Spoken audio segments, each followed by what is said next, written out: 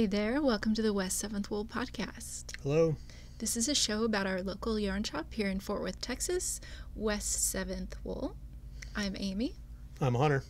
And here we are. We are actually in the yarn shop today. We broke away from the house quarantine for just a little bit, just to come and do this. Yeah, we actually had several shipments to get put together, so I did that this morning, and thankfully the post guys showed up, so they're going to be going out today as well. We usually get them out every day, but Sunday, because you can schedule for the post to come to you, so that's what we usually do. Right. But so anyway, there's not much going on except for that we have totally transitioned to online only for the duration of the shelter at home order, which doesn't it end on April 30th so far? It keeps getting extended, so we don't know what's going to happen. Yeah, and here's the thing. I mean, we're going to be extending this until we feel like it's safe to reopen. So, I mean, we'll see how things shake with whenever the mandates lift or whatnot.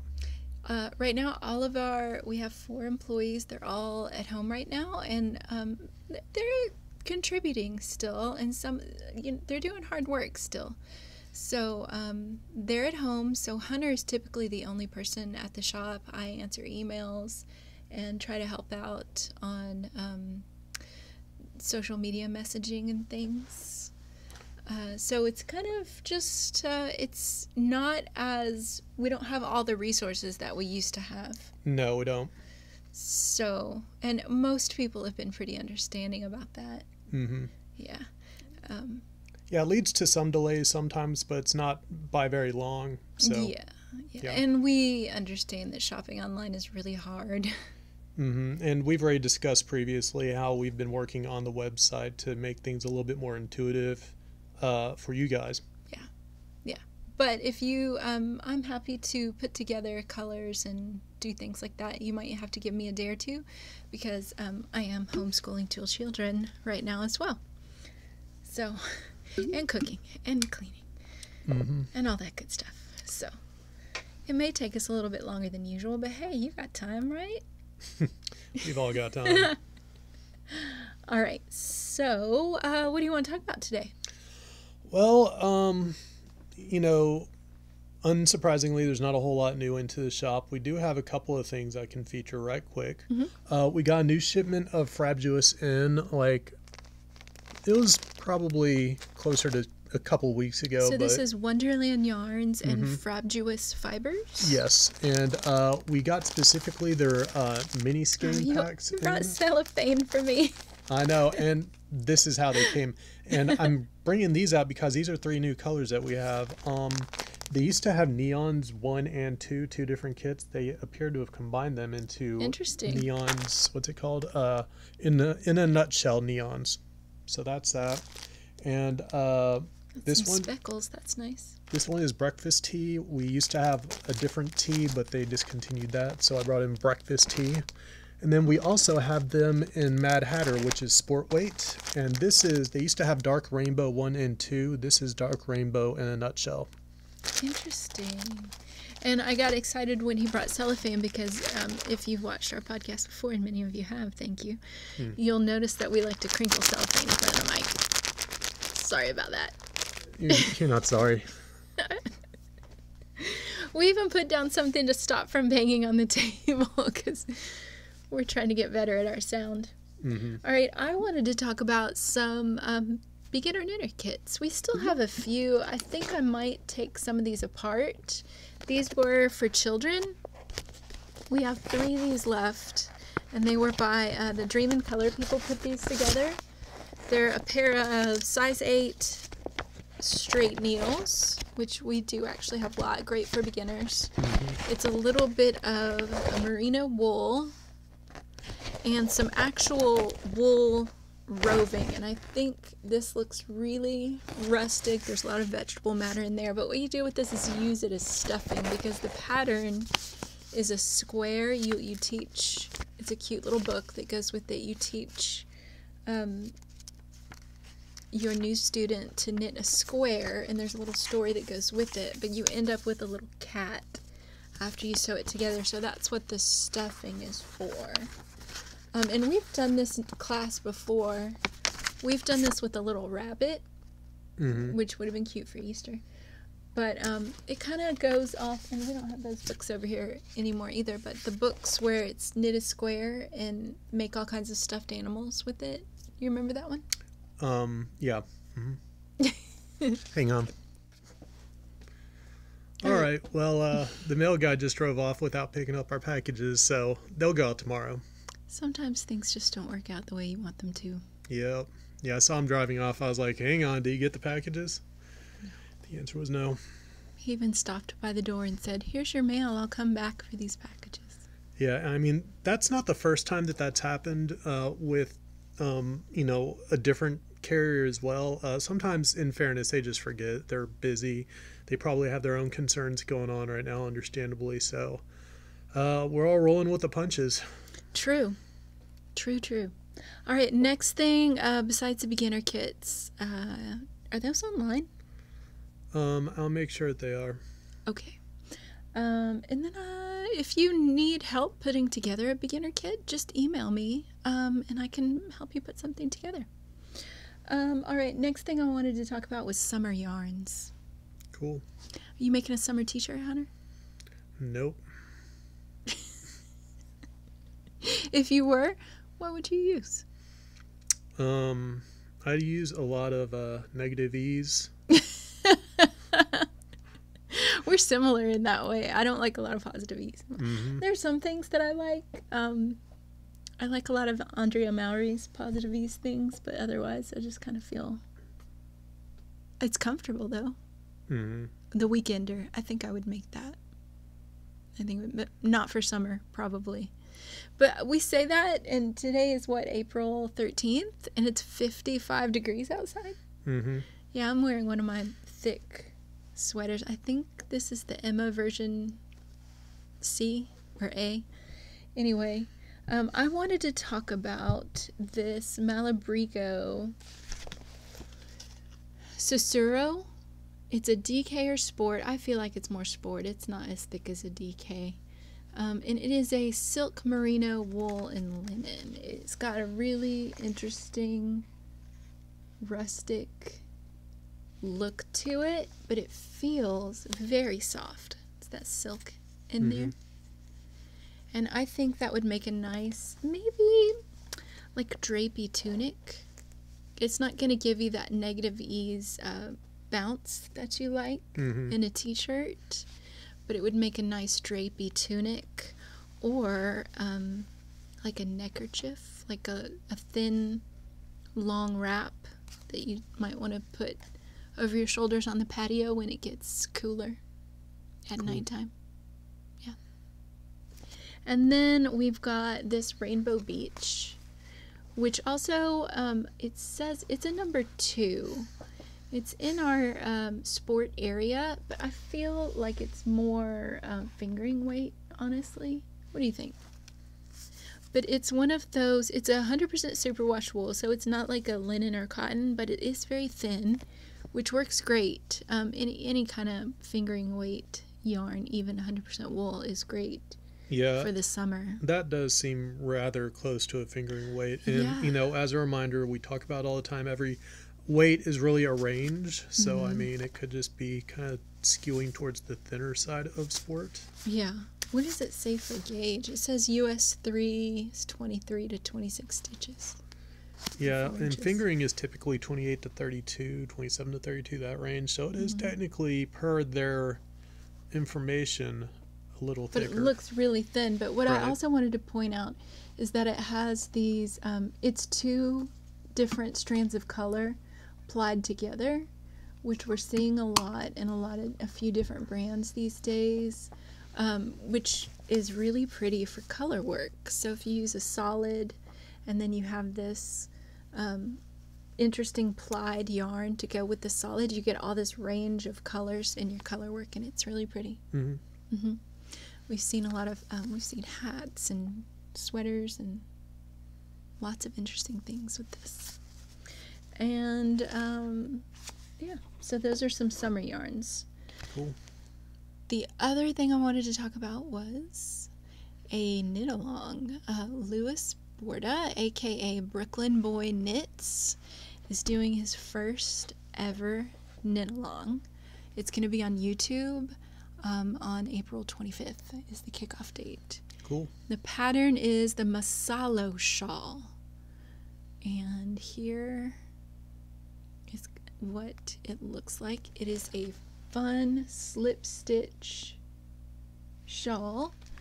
The original, he partnered with a yarn company called Marinated Yarns, and they did a lot of bright pop colors like this. And then also he's also partnering with Madeline Tosh. So they have a few kits on Jimmy Beans, and we have a few kits here. I posted one in Farm Twist because Jasmine from Madeline Tosh asked us if we knew somebody who could knit one really fast. This was before the lockdown. So we put her in contact with a knitter who knits really fast. She needed a sample knit up for, I guess, a show that they were in about going a week or so. Yeah, and she needed somebody who could do it in a week, and I think Monica got it done for her. She did. I'm pretty sure. That is awesome. But she used Farm Twist. Did you get to see any of it? I think I might have seen it in progress, but she was still days out from the deadline. What were the colors like? I don't even remember. That was like a previous life. Yeah. So I posted one on our Instagram with beachy colors, kind of similar to this. The thing is, you're going to be putting these two colors together in each of looks like maybe 3 or 4 I don't know, sections. So you want kind of a light and a dark. So for this one, I've kind of stacked them on top of each other, colors that go together, and the whole thing kind of goes together. But you've got a light and a dark blue. You've got the coral and the cream, and then you've got the honey. What would we call that? A honey color and a gray. So they all go together. They all work together.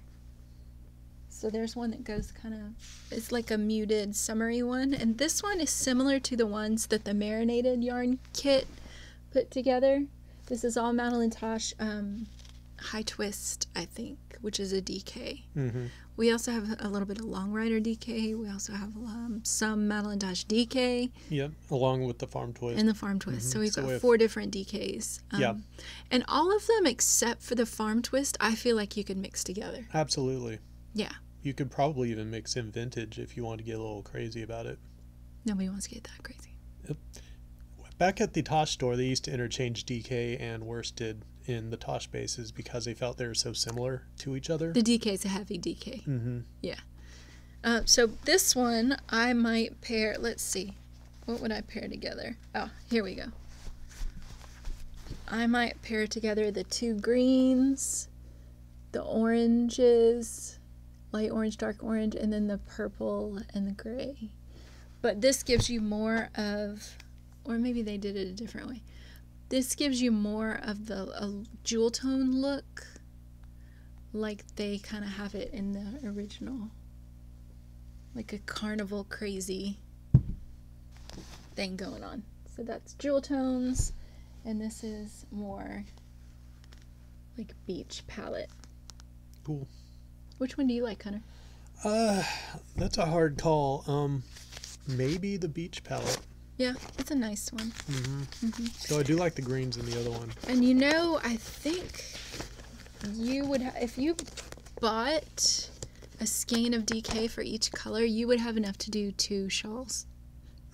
So if you wanted to mix your colors up and do them again, because I think he said he used half skeins of each one. So you could also look at what you have in your stash and then pair those with something. Yeah, because sadly we do not sell half skeins of DK weight yarn, so... We don't. But yeah, I think, 130 yards is the most of one color out of the 6. And those are what, 225? 225. The Long Rider's 250. So you would have almost, there's the least that he used is 70 yards. Mm-hmm. So what 130? That's 200, right? 210. 130 and 70, 210. No, that's 200. Sorry. That's 200. We can math. Mm-hmm. But yeah, you could switch your colors up and do a whole nother shawl. This is why I went for an art degree. All right. So, are you gonna do the knit along, Hunter? No, I'm not. I'm going to play more video games. I think it's kind of you might be feeling this too. If you are an essential worker or someone who still has to go to work, you feel like the rest of the world is having a huge snow day, right? Yeah. But you still have to go to work. Yeah, there's been a lot of work. Especially since, we have employees. They're at home. We're still paying them. But they're not here. So. Yeah. So. We're making it. I'm trying not to be in too much of a malaise or anything, but I might not be pulling it off. You kind of are. Yeah. Hunter's kind of wearing down. Yeah. So, I think I've talked him into taking at least another day off or not spending so much time here. Well, since we've been able to... Thank you for the orders, though. I will come in every day and pack orders. I come in every day and pack orders. We didn't come in on Easter. But we came in the day before Easter. Yeah, and I think I'm just not coming in on Sundays, period, because, And typically Monday is your day off, too, but we needed to do this podcast to get some things out. Yeah, we had a bunch of shipments waiting, so I wasn't sure if I was going to do the podcast or get the shipments out or do both. Mm-hmm. Ended up being both. Mm-hmm. So, it is what it is. It is what it is. Mm-hmm. We're going to get through it. But we do appreciate all the online orders. Thank you so much. That helps us get our rent paid, get our employees paid so that they can keep living and buying food. Absolutely. And doing the things that they need to do. Yep. It's all crazy right now with all the uncertainty with it is very jobs uncertain. and expenditures and when we paychecks. come back, how are we going to come back? We probably will come back but not be able to have knit night or classes for a little bit. You might want to stretch those fingers a little bit. So we might have to keep doing digital knit night, which is I'm enjoying it. Okay, that's good. Hunter brings me bacon because it's during dinner time. He cooks breakfast for dinner. Yep. If you're able to join us, it's really cool. You can pop in for the whole time. A little bit of time, pop in, say hi. The password is 3612 yarn, which is the address here, 3612, and then yarn. It's actually also our guest Wi-Fi password. Mm-hmm. We didn't used to have Zoom passwords the first few times we did it, but apparently there's something going on. So don't give that to a hacker, okay? You use it and give it to your knitting friends, but don't give it to any hackers. You realize the hackers could just watch the YouTube, right? They won't. Come on. All right. Hacking, how does that work? So that is the yarn in the shop that we wanted to talk about. Mm-hmm. Hunter, do you have any completed? No, I don't. No. What do you got? I got some stuff. I don't have as much as you might expect because the homeschooling and the working and stuff. I do have a level 107 hunter on World of Warcraft. I've watched that I've got almost all, well, I rewatched all the episodes of the Umbrella Academy. It's just only one season, but there's supposed to be a new one coming out any day now. And then I'm through season 3 of The Magicians. I don't think we ever made it through season 3. I only think we got through season 2. There are 4 seasons. Oh, wow. Yeah.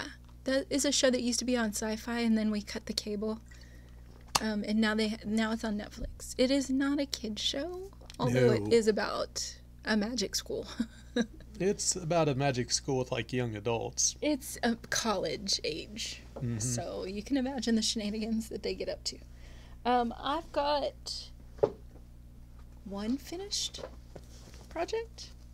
No, I've got more than one finished project. Okay, here's my finished project, weaving project, my first weaving project on the Rigid Heddle. The kids helped me do this. So that's why there's different consistencies, I guess. Different. Or tension. Yeah, different tension. Is that? I don't even know. But we had a lot of fun doing it. It was easy. I'd kind of watched Kristen do a couple of the classes in the classroom, so I kind of knew what was going on, but I was able to watch an Ashford video and get my loom warped. And, yeah, it was pretty straightforward. Yep. That's just a great example of how the internet can be used to source all kinds of information. You know, right now you can't exactly come up here and ask us questions, but I mean... But we can point you to some good videos. Yeah, or you can almost assuredly find it yourself on YouTube. I mean, there's a ton of stuff out there. Yeah. So, the kids, they didn't do that much, but they did ask me to warp another one. So I will. And I used some stash yarn, some cotton and wool stash yarn from a company, I forgot, Argyle Sheep maybe. I don't think they're around anymore. They actually did a Kickstarter to do a yarn company, and this yarn was one of the Kickstarter prizes. Not a prize. What is it? Incentives? Packages? Mm-hmm. It was American wool and cotton, and it was really rustic, but if you feel this, it's not rough. Mm-hmm. But it had a lot of vegetable matter in it, like sticker burrs and stuff. Mm-hmm. So that's why I didn't use it for another project, but this weaving project was great. Yeah, I don't like working with that kind of yarn. It sets off my OCD too much. I want to like pick all the twigs and stuff out of it as I go. The yarn with heavy vegetable matter. Mm-hmm. There's a very well-known brand that has some of that, right? Yeah, that I've worked with. Yeah, you have. Yeah. So there's that, and my other finished object, plural, I got out my sewing machine and did a couple of masks. My cousin Natalie did a tutorial, a quick little video tutorial. She sews the most amazing costumes and period pieces for her girls. They are beautiful. And so she knows her stuff when it comes to sewing, so she made a couple of tutorials. This is a mask, a pleated mask. It's got a pocket that you can insert. I have one of those blue shop towels, because apparently they have a high micron filtration. So you can take that out each time you wear it and put a new one in, and you can wash this in the washing machine with hot water. It's got... The first one I made was the red one, and I had some bias tape because I inherited my grandmother's sewing stash and she had some in there, so score! But this one, Fancy Tiger Crafts, had a tutorial on making straps with old t-shirts, so this is one of Hunter's old t-shirts. I donated to the cause. That, and it's a little bit shorter straps, but you can deal with it. Mm-hmm. Yeah. It doesn't have to be perfect, and these are not perfect. There's no specific measurement on the pleats. There is I did sew a little pocket for a little bit of wire to keep that towards your nose. And so I'll make a few more of those. And that way, we aren't actually going out in public very often, but it's been recommended that when you do, you should wear a mask. So we're struggling. Or maybe I need to make those straps a little bit longer. Here we go. You know, there is another video tutorial on how to cut continuous strips of t-shirt. Mm-hmm. So that you have t-shirt yarn to knit with. So I'll try to find that video, because that would make those straps a little bit longer, easier to work with. The kids tried the red one on, and it's way, way big. So I might have to make some little ones for them. But Fancy Tiger has a great mask tutorial, too. There are a lot of them out there. A lot of them where you print out pattern pieces and make them even more form-fitting. This one is just a quick, easy, simple, get it done. There we go. Not medical grade. Just go into the grocery store and not breathing on anybody. This isn't medical grade? It's not. Why is it even on my face? Suppose you could rob a bank with it. But We'll don't talk do that. about we'll Don't talk do about that. what happens next month when we get to next month. Don't do that. All right, so those are my finished objects. For my works in progress, I'm still not very far on that crochet t-shirt with the butterfly on it. This is still just the back. I haven't gotten very far because I started on something else. Oh yeah? I did. Actually, I kind of waffle back and forth on what I wanted to start, but I finally started the knot front tee. And I will get you the name of that designer. But it is a t-shirt with a knot in the front. So if you hold that side. So it's got a little knotted front right there that you knit as you knit this bottom piece first, and then it's got this little knot. It was very interesting. I had to really scrutinize the pattern a lot to figure that out. And then anything that you knit from the bottom up is hard to tell if it's going to fit you. So I just knit it really fast and hoped. And I didn't do as many increases in the bust area as it called for, and that worked to my advantage. Because it fits great. I was able to try it on. You knit it in the round. Well, you knit this strip, you knit the back strip, you knit the 2 front strips, you knot it together, then you pick up and knit in a circle until you separate for the shoulders. And then you do that separately, front and back, section by section. Then you seam the shoulders together.